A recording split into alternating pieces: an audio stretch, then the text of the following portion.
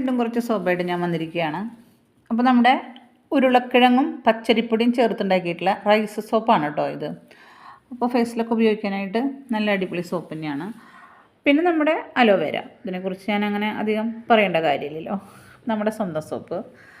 പിന്നെ നമ്മളുടെ നീലശംഖുപുഷ്പം, അതും ഒരു 3 എണ്ണം ഉണ്ടാക്കിയിട്ടുണ്ട്. അടുത്തതായിട്ട് നമ്മൾ ഉണ്ടാക്കിയത് ഇരട്ടി മധുരത്തിൻ്റെ സോപ്പാണ് കേട്ടോ.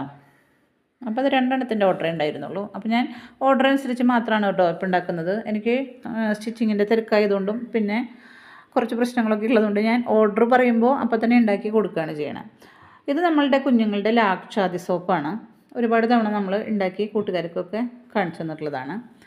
ഇത് നമ്മളുടെ ആര്യവേപ്പ്, തുളസി, പനിക്കൂർക്ക മിക്സ് ചെയ്ത് ഉണ്ടാക്കിയിട്ടുള്ള സോപ്പാണ്. ചെറിയ പതയൊക്കെ ഉണ്ട് ബാക്കിൽ. അപ്പോൾ നമ്മൾ ഇത് പത കളയാനുള്ളൊരു സ്പ്രേ ഒക്കെ ഉണ്ട്.